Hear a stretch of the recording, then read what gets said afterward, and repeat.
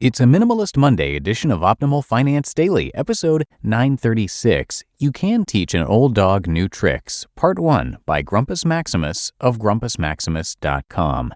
And I'm Dan, I'm your host here on Optimal Finance Daily. Welcome to a brand new week of posts, and I'm here each weekday reading to you from some of the very best personal finance blogs on the planet.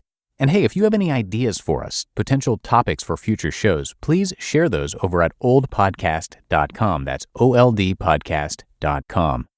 And thank you to SendPro Online from Pitney Bowes. Shipping and mailing from your desk has never been simpler than with SendPro Online from Pitney Bowes. With SendPro Online, it's just click, send, and save for as low as $4.99. That's $4.99 a month. Try it free for 30 days and get a free 10-pound scale when you visit pb.com/finance. That's pb.com/finance. Now today it's a bit of a longer post here on the show, so I'm going to read the first half for you today and then finish up the rest tomorrow. So with that, let's get right to part 1 as we optimize your life.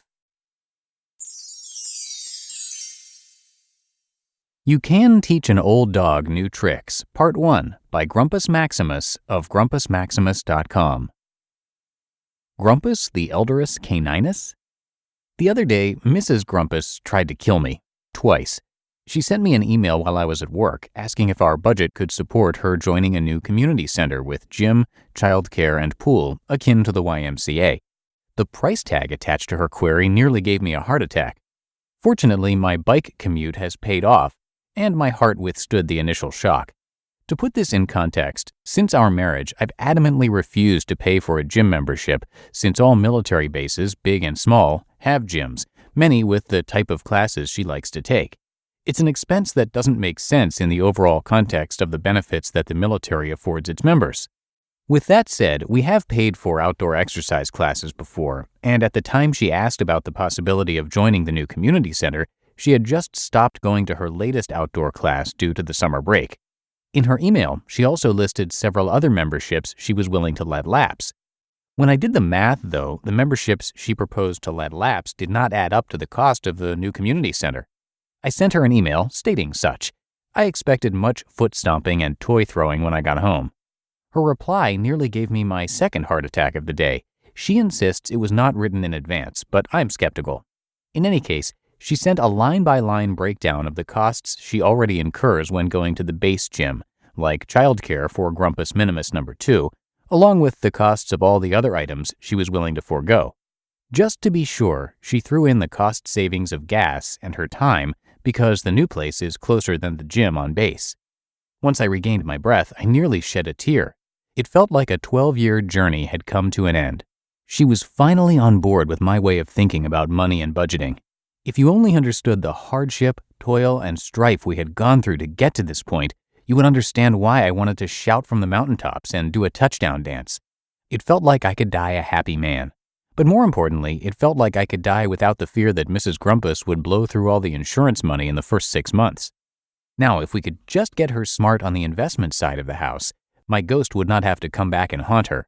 Maybe that can be my project for the next 12 years.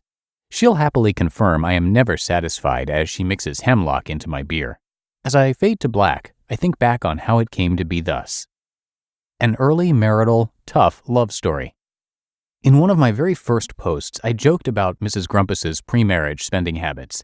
I think I used the term profligate premarital spendthrift ways. Ouch! She just threw something at me for reprinting that line and threatened divorce for the 10,000th time. Just kidding, that was only the 9,998th time. But had it been the 10,000th time, it would equal one divorce threat for every dollar of debt she brought into our marriage. Prior to our engagement, we talked intimately and in depth about numerous subjects, but we only lightly touched upon money. I knew she was carrying some loans from her student days and some commercial debt from recent travels to Nepal to hike in the Himalayas. Strangely, though, as revealing as we had been with other corners of our lives, I felt it taboo to pry further about her money. These days, when I want to rile her up, I imply that she hoodwinked me about the debt, and then dodge whatever item is closest to her in return.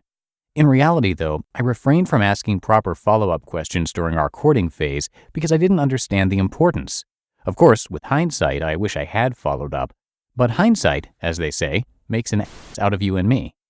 Coincidentally enough, The same year we got married, Utah state staff produced a study in which they determined, quote, both husbands and wives who brought even relatively small amounts of debt, for instance, $1,000 to $5,000, into the marriage, had significantly lower marital adjustment and marital satisfaction scores than those with no debt.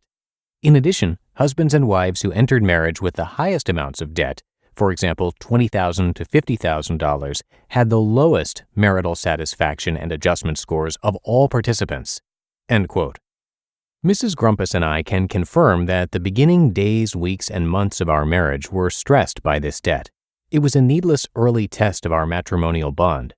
As I related in a post titled An Unintentional Meander Up Grumpus Avenue, Part 1, I purchased a condominium in late 2004. I did that in preparation for Mrs. Grumpus emigrating from her home country to Southern California in early 2005, and as a result, we were not flush with cash when I finally came around to inquiring about the sum of the debt.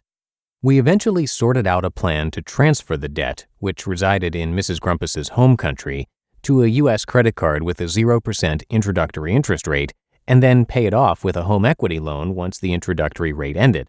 I think it took us about a year to pay off the loan once she started working, which wasn't straight away since we had to wait for her green card.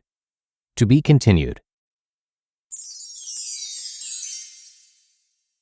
You just listened to Part 1 of the post titled, You Can Teach an Old Dog New Tricks by Grumpus Maximus of GrumpusMaximus.com.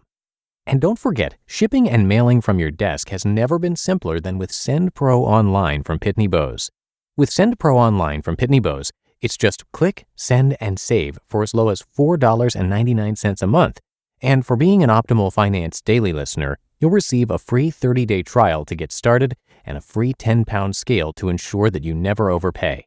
Save time and money on mailing and shipping with SendPro Online. Starting at $4.99 a month, again, that's just $4.99.